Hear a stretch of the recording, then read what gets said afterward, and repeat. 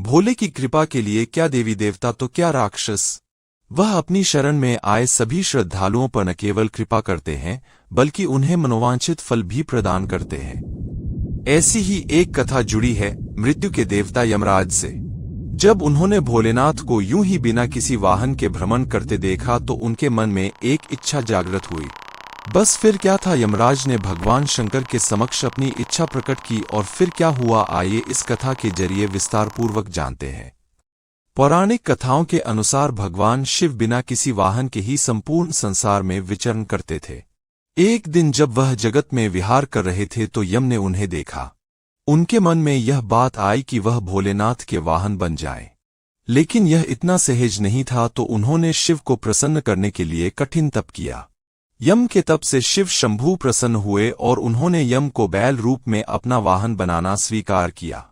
भोलेनाथ ने बैल रूप को इसलिए चुना क्योंकि बैल अत्यंत भोला होता है, उसके मन में किसी भी प्रकार का छलकपट नहीं होता। यही वजह है कि भोले बाबा ने बैल यानी कि नंदी को अपना वाहन नियुक्त किया। यही नहीं, शिव जी ने नंदी को अपना प्रधान सेनापति भी बनाया। कहा जाता है कि भगवान शिव की सेना नंदी बाबा के कहने पर ही चलती है। पौराणिक कथाओं के अनुसार पुरातन काल में एक शिलाद नाम के एक ऋषि हुए, जो कि पूर्ण रूप से प्रभु की पूजा में लीन रहने लगे थे। ऐसे में परिवार के लोगों को उनके वंश की चिंता हुई। यह परेशानी लेकर सभी उनके पास पहुंचे और गृहस्थ जीवन में वापस आने का निवेदन किया। हालांकि वह नहीं माने, लेकिन उन्होंने जन्म मृत्यु से परे संतान प्राप्ति के लिए देवराज इंद्र की पूजा की। इंद्र प्रसन्न हुए तो लेकिन ऐसी संतान का आशीर्वाद देने में असमर्थता जाहिर की। जब इंद्रदेव से इच्छा मुताबिक संतान प्राप्ति का आशीर्वाद नहीं मिला तो शिलाद मुनि ने शिव की पूजा की। उनके कठोर तप से शिव अत्यंत प्रसन्न हुए और स्वयं उनकी संतान के रूप में जन्म लेने की बात कही। कथा मिलती है कि एक दिन शिलाद मुनि खेत जोत रहे थे, तब उसी भूमि पर उन्हें एक बालक मिला। वह उसे घर ले आए और उसका नाम नंदी रखा। भगवान भोलेनाथ ने मित्र और वरुण नाम के दो मुनियों को नंदी के पास भेजा। उन्होंने नंदी को बताया कि वह अल्पायु हैं। यह सुनकर नंदी बाबा वन में चले गए और महादेव की पूजा अर्चना करने लगे। उनकी पूजा से भोलेनाथ प्रसन्न हुए और नंदी को मृत्यु भय से मुक्त अजरमर होने का आशीर्वाद दिया। इसके अलावा गणों के अधिपति के रूप में भी नियुक्त किया।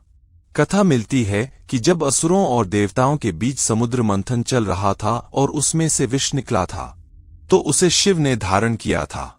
लेकिन विषपान के दौरान कुछ बूंदें जमीन पर गिर गई थीं और उन्हें नंदी ने अपनी जीभ से चाट लिया था।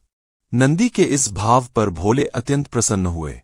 इसके बाद भगवान ने नंदी को अपने सबसे बड़े भक्त की उपाधि दी। साथ ही उन्होंने कहा कि जो शक्तियां उनकी हैं वह नंदी की भी हैं। भोलेनाथ की कृपा पाने को ज्ञान स्वरूप तप और विष की बूंदे को चाटने की पवित्रता नंदी बाबा की महिमा को और भी बढ़ा देती है। भोले बाबा ने नंदी को यह आशीर्वाद दिया था कि उनकी पूजा से पहले नंदी की पूजा की जाएगी। यही वजह है कि हर शिवालय में नंदी बाबा की मूर्ति जरूर होती है। यही नहीं, यह भी मान्यता है कि यदि आपको भोलेनाथ से कुछ मांगना है और आपने नंदी बाबा के कानों में सच्ची